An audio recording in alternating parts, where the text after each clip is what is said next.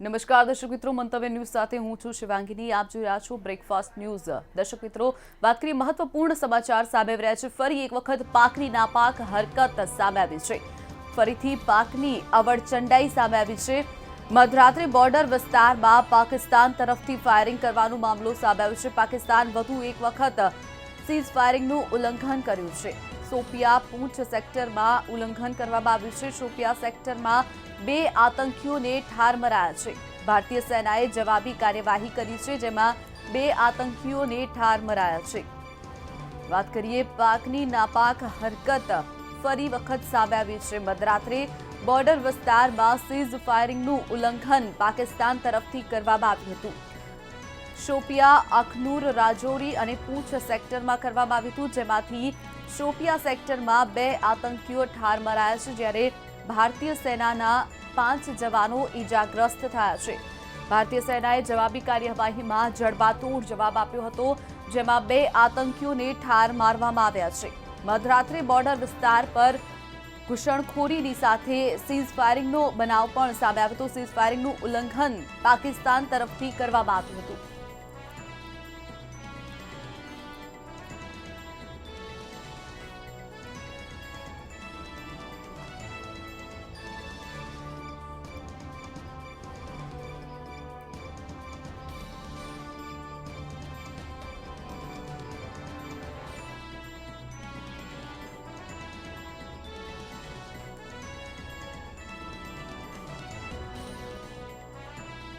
વાત કરીએ શોપિયા સેક્ટરમાં 2 આતંકીઓને ઠાર મારવાનો મામલો સામે આવ્યો છે। ભારતીય સેનાએ જવાબી કાર્યવાહીમાં જડબાતોડ જવાબ આપ્યો હતો, જેમાં 2 આતંકીઓને ઠાર મારવામાં આવ્યા છે। આતંકીઓ એક તરફ ઘૂસણખોરી કરી રહ્યા હતા અને તે જ સમયે પાકિસ્તાન તરફથી સીઝ ફાયરિંગનું ઉલ્લંઘન પણ કરવામાં આવ્યું હતું, ત્યારે આ તમામની વચ્ચે 2 આતંકીઓ ઠાર મરાયા છે, જ્યારે 5 ભારતીય જવાનો ઈજાગ્રસ્ત થયા છે। વાત કરીએ આ અંગે જ વધુ માહિતી માટે મંતવ્યના સંવાદદાતા કામેશ ચોકસી સીધા જ ન્યૂઝરૂમથી આપણી સાથે જોડાઈ ગયા છે। કામેશ, જણાવશો જે રીતનો મામલો સામે આવ્યો છે, નાપાક પાકની હરકત વધુ એક વખત સામે આવ્યું છે। પાકિસ્તાન હજુ પણ સુધરવાનું નામ નથી લઈ રહ્યું, જ્યારે ગઈકાલ મોડી રાતથી સીઝ ફાયરિંગનું ઉલ્લંઘન પાકિસ્તાન તરફથી કરવામાં આવી રહ્યું છે। શું છે આ અંગે વધુ માહિતી? ચોક્કસથી શિવાંગીની આપને જણાવી દઉં કે મંતવ્ય ન્યૂઝના માધ્યમ દ્વારા દર્શકો સુધી સૌથી મહત્ત્વના સમાચાર વહેલી સવારે પહોંચી રહ્યા છે, કે જેમાં શોપિયા સેક્ટરમાં જૈશ એ મોહમ્મદ સંગઠનના 2 આતંકીને ભારતીય સેનાએ ઠાર માર્યા છે। અત્યારના સૌથી મહત્ત્વના સમાચાર મંતવ્ય ન્યૂઝની સ્ક્રીન ઉપર દર્શકો સુધી પહોંચી રહ્યા છે, કે જેમાં ગઈકાલે મધરાતથી ફરીથી એક આતંકી ઘટના સામે આવી હતી। આપણને જણાવી દઉં કે ગઈકાલે જે દિવસ દરમિયાન જે પણ ચાલ્યું, જે ઘટનાક્રમ બન્યો, કે જેમાં ભારતીય વાયુસેનાએ જૈશ એ મોહમ્મદના જે ઠેકાણાઓ હતા તેમને નેસ્તા નાબૂદ કર્યા હતા। 1000 કિલોના મોટા હુમલા દ્વારા 300 જેટલા આતંકીઓને માર્યા હોવાના અહેવાલ સામે આવ્યા હતા। સમગ્ર દિવસ દરમિયાન ગઈકાલે આ જ રાજકીય તમામ મુદ્દે ચહલપહલ જોવા મળી હતી।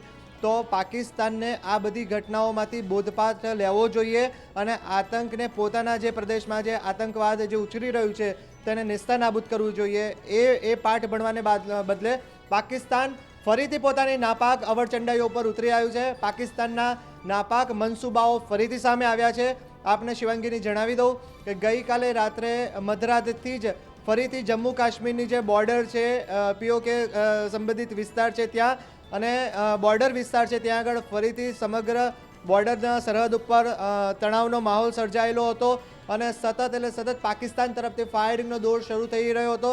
ફરીથી કેટલી વખત 2019 હજી શરૂ થઈ ગયું છે, ફેબ્રુઆરી મહિના જસ્ટ પૂરો થવામાં છે, ત્યાં સુધીમાં અનેક વખત પાકિસ્તાને સીઝ ફાયરનું ઉલ્લંઘન કર્યું છે। ભારતે ક્યારેય સીઝ ફાયરનું ઉલ્લંઘન નથી કર્યું, પાકિસ્તાને અનેકવાર સીઝ ફાયરનું ઉલ્લંઘન કર્યું છે। ગઈકાલે મધરાત્રિએ પણ આ જ વસ્તુ બની હતી। પાકિસ્તાન તરફથી ઉરી સેક્ટરમાં, અખનૂર સેક્ટરમાં, શોપિયા સેક્ટરમાં વિવિધ જે પણ નજીકના જે પણ બોર્ડર રિલેટેડ સેક્ટર છે ત્યાં આગળ સીઝ ફાયરનું ઉલ્લંઘન કરવામાં આવ્યું। સતત પાકિસ્તાન તરફથી ફાયરિંગ કરવામાં આવ્યું। ફાયરિંગને પગલે ભારતીય સેના તો સજ્જ જ છે અને ભારતીય સેનાના જવાનોએ પણ જવાબી કાર્યવાહી કરી હતી। સમગ્ર રાત દરમિયાન ફાયરિંગ સતત ચાલુ હતું, જે દરમિયાન આપણા 5 જવાનો ઈજાગ્રસ્ત થયાના એક બાજુ અહેવાલ આવ્યા હતા, તો બીજી બાજુ શોપિયા સેક્ટરમાં વહેલી સવારે 2 થી 3 આતંકીઓ એક ઘરમાં છુપાઈ ગયા હતા। ભારતીય સેનાને પૂરેપૂરી મળેલી બાતમીના આધારે સર્ચ ઓપરેશન હાથ ધરવામાં આવ્યું હતું। અંદાજિત 2 કલાક સુધી સમગ્ર એરિયાને કોર્ડન કરી દેવામાં આવ્યો હતો. સતત સર્ચ ઓપરેશન હાથ દરમિયાન ફાયરિંગ ફરીથી શરૂ થયું હતું, જે દરમિયાન અત્યારે જે ચોંકાવનારા અહેવાલ સામે આવ્યા છે, જેમાં ભારતીય સેનાને વધુ એક સફળતા હાથ મળી છે, જેમાં જૈશ એ મોહમ્મદ સંગઠનના 2 આતંકીઓ ઠાર મરાયા છે. શિવાંગીની. બિલકુલ કામેશ, જો વાત કરવામાં આવે કે જે રીતે સુષ્મા સ્વરાજ હાલ ચીનની મુલાકાતે પહોંચ્યા છે, ચીનમાં જે રીતે પહોંચ્યા છે ત્યાં સુષ્મા સ્વરાજ મુલાકાત બાદ કેટલીક ચર્ચા પણ કરી શકે છે, સાથે જ જે પુલવામામાં હુમલો થયો છે તે અંગે પણ લઈ અને ચર્ચા થઈ શકે છે. વુહાનમાં જે રીતે તેઓ પહોંચ્યા છે ત્યારે કેવા પ્રકારની ચર્ચા વાટાઘાટો તેમાં થઈ શકે છે? શિવાંગીની, આપને જણાવી દઉં કે આપણા જે વિદેશ મંત્રી સુષ્મા સ્વરાજ છે એ ગઈકાલે રાત્રે જ ચીનના વુહાન શહેરમાં પહોંચ્યા હતા અને અત્યારે મળતી જાણકારી અનુસાર ચીનના વુહાન શહેરમાં ત્રિપક્ષીય બેઠકનું સૌથી મહત્વપૂર્ણ આયોજન કરવામાં આવ્યું છે, જેમાં ભારત, ચીન અને રશિયાના પ્રતિનિધિઓ જે છે તેઓ ત્યાં અત્યારે એકત્ર થયા છે અને ત્રિપક્ષીય બેઠકમાં અનેક વિવિધ મહત્વના મુદ્દાઓ છે જેને લઈને વાટાઘાટોનો દોર શરૂ થઈ રહ્યો છે, જેમાં સૌથી પહેલાં આતંકવાદનો મુદ્દો ચર્ચાયો છે, જેમાં સુષ્મા સ્વરાજે પણ પોતાનો પક્ષ રાખતા જણાવ્યું છે કે ભારતે ક્યારેય સામેથી પાકિસ્તાન ઉપર હુમલો નથી કર્યો. પાકિસ્તાનને અનેક વખત ચેતવણી આપી છે, ચેતવણીનો સૂર વ્યક્ત કરાયો છે ભારત તરફથી, છતાં પણ પાકિસ્તાને આતંકવાદની જ્યાં વાત આવે છે ત્યાં આતંકવાદને ડામવાને બદલે સદાય ભારતનો વિરોધ કર્યો છે અને ભારત ઉપર હુમલાના પ્રયાસો કર્યા છે, જેને લઈને ભારતે જવાબી કાર્યવાહી કરી હતી ને વાયુસેનાએ જૈશ એ મોહમ્મદ સંગઠનના ઠેકાણાને નેસ્તનાબૂદ કરી 300થી વધુ આતંકીઓને માર્યા હતા. એટલે ભારતે પણ ત્રિપક્ષીય બેઠકમાં સૌથી પહેલાં પોતાનો પક્ષ રાખ્યો છે અને જેને લઈને અત્યારે તમામ મુદ્દાઓ પર વાટાઘાટો ચાલી રહી છે. શિવાંગીની. કામેશ, વાત કરીએ જે રીતે એક તરફ મહત્વપૂર્ણ સમાચાર એ પણ સામે આવી રહ્યા છે કે અમેરિકાએ આતંકવાદ મુદ્દે પાકિસ્તાનને ચેતવણી આપી છે અને આતંકી સંગઠનોને કાર્યવાહી કરવા પાકિસ્તાનને જણાવ્યું છે. શું છે આ અંગે વધુ માહિતી? જી, ચોક્કસથી આપને જણાવી દઉં કે અમેરિકા જે છે એમણે અત્યારે હાલ મળતી જાણકારી અનુસાર અમેરિકાએ પણ આતંકવાદ મુદ્દે ભારતને સમર્થન આપ્યું છે. એક સારા સમાચાર જેને કહી શકાય કે જ્યાં આતંકવાદને ડામવાની વાત હોય ત્યાં ભારતને વિવિધ દેશોનું પણ સમર્થન મળી રહ્યું છે. ગઈકાલની વાત કરવામાં આવે, થોડીક નજર ગઈકાલ ઉપર પણ કરવામાં આવે તો ફ્રાન્સે પણ આતંકવાદને ડામવા મુદ્દે ભારતે જે પણ પગલું લીધું તેનું પૂરેપૂરું સમર્થન કર્યું હતું અને આતંકવાદને ડામવા મુદ્દે કવાયત હાથ ધરવામાં આવે તેવી સૂચના ફ્રાન્સ તરફથી અપાઈ હતી. તો અત્યારે મળતી માહિતી અનુસાર અમેરિકાના વિદેશ મંત્રી જે છે માઇક પોમ્પિયો, તેમણે પણ સત્તાવાર જાહેરાત કરી છે કે ભારતીય વાયુસેનાએ જે કાર્યવાહી કરી તે યોગ્ય છે. પાકિસ્તાનને અગાઉ પણ આતંકવાદ મુદ્દે અમેરિકાએ બાનમાં લીધું હતું. આયાત અને નિકાસ મુદ્દે પણ તેને જે સહાય મળતી હતી તે પણ રોકવામાં આવી હતી કે જ્યાં સુધી પાકિસ્તાન જે છે એ આતંકવાદને સમગ્રપણે ડામવામાં સફળ નહીં થાય ત્યાં સુધી અમેરિકા પણ તેને આયાત અને નિકાસ નહીં કરે, એ ટ્રમ્પે અગાઉ પણ સત્તાવાર જાહેરાત કરી હતી, જેને લઈને તેને ગ્રે લિસ્ટમાં પણ પાકિસ્તાનને મૂકવામાં આવ્યું હતું અને બાદમાં તેને થોડોક રાહતનો સૂર આપવામાં આવ્યો હતો. અત્યારે મળતી જાણકારી અનુસાર વિદેશ મંત્રી માઇક પોમ્પિયો છે તેમણે પણ સત્તાવાર વિદેશ મંત્રાલય તરફથી નિવેદન જાહેર કર્યું છે અને જણાવ્યું છે કે ભારતીય વાયુસેનાએ જે કાર્યવાહી કરી છે તે યોગ્ય અને ઉચિત છે અને પાકિસ્તાનને ફરીથી એક વોર્નિંગ રૂપે એક ચેતવણી આપી છે કે પાકિસ્તાન પોતાના પ્રદેશમાંથી સમગ્રપણે જ્યાં જ્યાં આતંકવાદની પ્રવૃત્તિઓ ચાલી રહી છે તેને સમગ્રપણે ડામવા માટે તાત્કાલિક પગલાં લે, નહીંતર તેના પરિણામ ભોગવવા તૈયાર રહે. શિવાંગી. કામેશ, વાત કરીએ કે જે રીતે આપણે વાત કરતા હતા કે ગઈકાલે મોડી રાત્રે પાકિસ્તાન જે પોતાની નાપાક હરકતોથી હજુ પણ બાજ નથી આવી રહ્યું, ત્યારે જે રીતે પાકિસ્તાન પોતાના આતંકી આકાઓને પાલી રહ્યું છે અને જૈશ એ મોહમ્મદ જે છે હજુ પણ સુધરવાનું નામ નથી લઈ રહ્યું, હજુ પણ આતંકીઓ ભારતમાં ઘૂસણખોરી કરી રહ્યા છે, તે અંગે હજુ પણ કેટલી કાર્યવાહી કરવાની જરૂર છે ભારત તરફથી? ચોક્કસથી આપને જણાવી દઉં કે જૈશ એ મોહમ્મદ પુલવામા જે હુમલો થયો તે જૈશ એ મોહમ્મદ સંગઠન દ્વારા કરાયેલો હતો.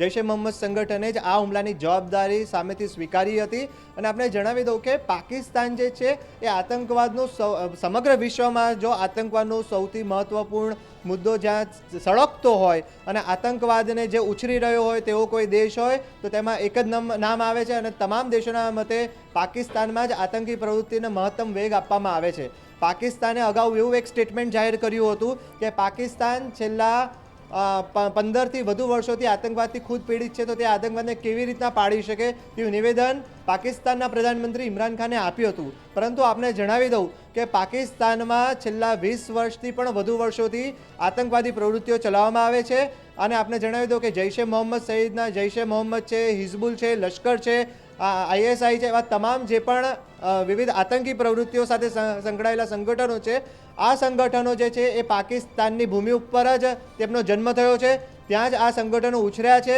મોટા થયા છે અને ત્યાંથી જ જેહાદી પ્રવૃત્તિઓને ચલાવવામાં આવે છે. આપને જણાવી દઉં કે ચોંકાવનારો ખુલાસો એ પણ સામે આવ્યો છે કે આવી જે મોટા પાયે જે આતંકીય પ્રવૃત્તિઓ ચાલે છે અને જેમાં ભારતને એક બાજુ નિશાન બનાવાય છે, તો અમેરિકા જેવા દેશો જે મહાશક્તિશાળી દેશો છે ત્યાં પણ પાકિસ્તાન દ્વારા ક્યાંક ને ક્યાંક કોઈક ને કોઈક જગ્યાએ આતંકી પ્રવૃત્તિઓ હાથ ધરાઈ છે અને જેનું પરિણામ પણ ભૂતકાળમાં પાકિસ્તાને ભોગવવું પડ્યું છે. આપને જણાવી દઉં કે પાકિસ્તાનમાં આવી આતંકી પ્રવૃત્તિઓને વેગ અપાય છે. પાકિસ્તાનમાં આટલી મોટી પ્રવૃત્તિને વેગ અપાતો હોય કે જેની નોંધ માત્ર ભારતે જ નથી લીધી પરંતુ વિશ્વના દેશોએ લીધી છે, ત્યારે પાકિસ્તાનને તો આતંકવાદને ડામવા માટે પગલાં લેવા જોઈએ. પાકિસ્તાનના પ્રધાનમંત્રીએ અને પાકિસ્તાનનું જે પણ મંત્રાલય છે તેમણે આતંકવાદને ડામવાના પગલાં લેવા જોઈએ. તેને બદલે તેઓ પાકિસ્તાનના આતંકવાદ મુદ્દે કોઈ ચર્ચા જ નથી કરી રહ્યા પરંતુ ભારત સામે એક્શન લેવાની વાત કરી રહ્યા છે. તે મુદ્દો ખરેખરમાં વખોડવા લાયક છે. શિવાંગીની. જી બિલકુલ કામેશ, જોડાવા બદલ અને માહિતી બદલ આપનો આભાર. વાત કરીએ, ગઈકાલે મોડી રાતથી પાકની નાપાક હરકત સામે આવી છે. પાકિસ્તાન હજુ પણ સુધરવાનું નામ નથી લઈ રહ્યું. જે રીતે ગઈકાલે ભારતના વાયુસેનાએ પાકિસ્તાનને જડબાતોડ જવાબ આપ્યો છે, છતાં પણ હજુ પાકિસ્તાન સુધરવાનું નામ નથી લઈ રહ્યું. ગઈકાલે મોડી રાતથી સીઝ ફાયરિંગનું ઉલ્લંઘન પાકિસ્તાન તરફથી કરવામાં આવ્યું છે, તો બીજી તરફ કેટલાક આતંકીઓ ઘૂસણખોરી કરતા પણ ઝડપાયા છે. શોપિયા સેક્ટરમાં 2 આતંકીઓને ઠાર મારવામાં આવ્યા છે, જ્યારે ભારતીય સેનાના 5 જવાનો ઈજાગ્રસ્ત થયા છે. ગઈકાલ મોડી રાતથી જ આ કાર્યવાહી ચાલી રહી છે. બીજી તરફ વાત કરીએ, શોપિયા સેક્ટરમાં એક ઘરમાં 3 આતંકી છુપાયા હોવાની માહિતી મળતા જ સેનાએ કોર્ડન કરી અને સર્ચ ઓપરેશન હાથ ધર્યું હતું, જેમાં સેનાને સફળતા મળી છે.